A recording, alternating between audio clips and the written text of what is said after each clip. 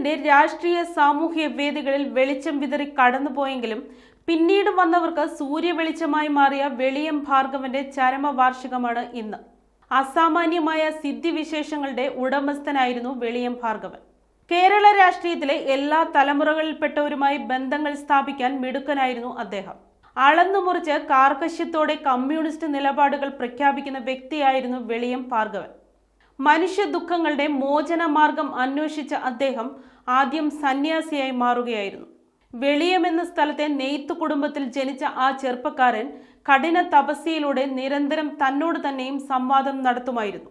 എന്നാൽ സന്യാസത്തിന്റെ നിരർത്ഥകത ബോധ്യമായപ്പോൾ സ്തംഭിച്ചു നിൽക്കാതെ ഗഹനമായ ആശയ പഠനങ്ങളിലൂടെ അദ്ദേഹം കമ്മ്യൂണിസമാണ് തന്റെ വഴിയെന്ന് കണ്ടെത്തി.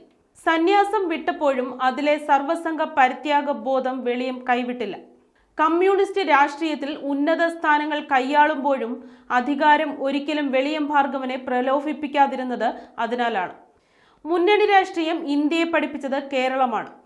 സംസ്ഥാനത്തെ മുന്നണി രാഷ്ട്രീയത്തിന്റെ രാജശില്പികളിൽ പ്രധാനിയായിരുന്നു വെളിയം ഭാർഗവൻ. എന്നാൽ ഒരിക്കലും അദ്ദേഹം അത് കൊട്ടിഘോഷിച്ചിരുന്നില്ല.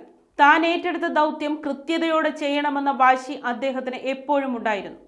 അതേസമയം രാഷ്ട്രീയത്തെ മാത്രം ചിന്തിച്ച ആളെന്ന് വെളിയം ഭാർഗവനെ സംബന്ധിച്ച ധാരണ തെറ്റാണ്.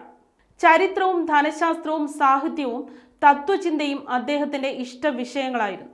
സ്വന്തം നിലപാടുകൾ ആരുടെയും മുഖത്തു നോക്കി പറയാൻ അദ്ദേഹം മടി കാണിച്ചിരുന്നില്ല.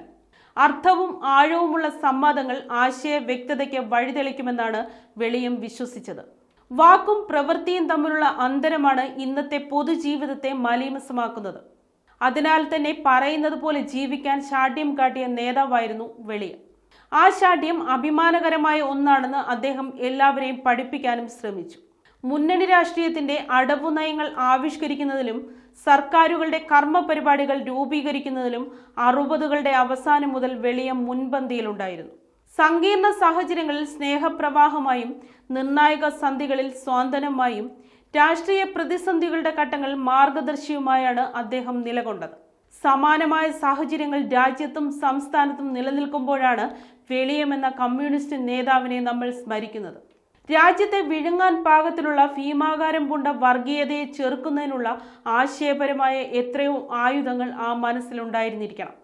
അത് പകർന്നു കിട്ടേണ്ട ഈ വേളയിൽ അദ്ദേഹം ഒപ്പമില്ലല്ലോ എന്ന നഷ്ടബോധം ഓരോ കമ്മ്യൂണിസ്റ്റുകാരനും ഉണ്ടായിരിക്കും.